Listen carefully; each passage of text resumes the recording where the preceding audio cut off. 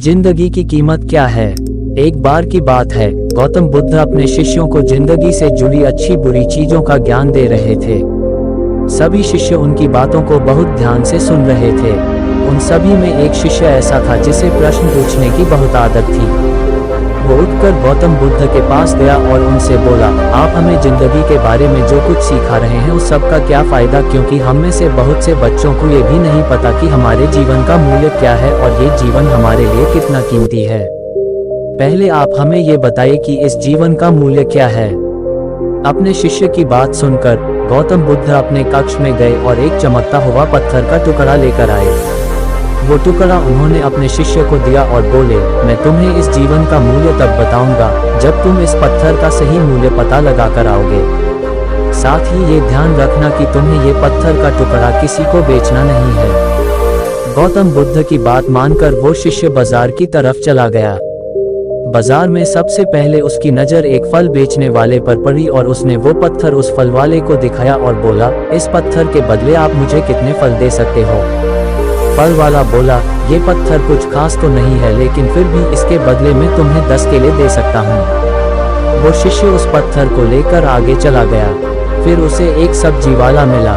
शिष्य ने उस सब्जी वाले से उस पत्थर की कीमत पूछी। सब्जी वाले ने उस पत्थर को ध्यान से देखा और बोला, इस पत्थर की कीमत के बदले में तुम्हें ज्यादा से ज्यादा एक बोरी भरकर सब्जियां दे सकता हूँ।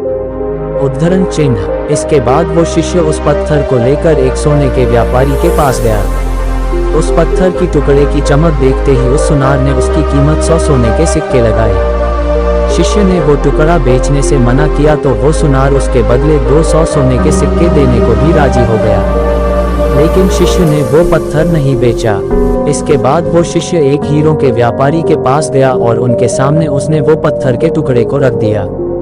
उस पत्थर को देखते ही हीरों के व्यापारी ने एक साफ कपड़ा बिछाया, उस पत्थर को उसके ऊपर रखा, फिर उसकी परिक्रमा की और हाथ जोड़कर उस पत्थर को कपड़े में लपेटते हुए वो बोला, तुम जिसे मामूली पत्थर समझकर उसकी कीमत पूछ रहे हो, असल में ये एक बेशकीमती रूबी है।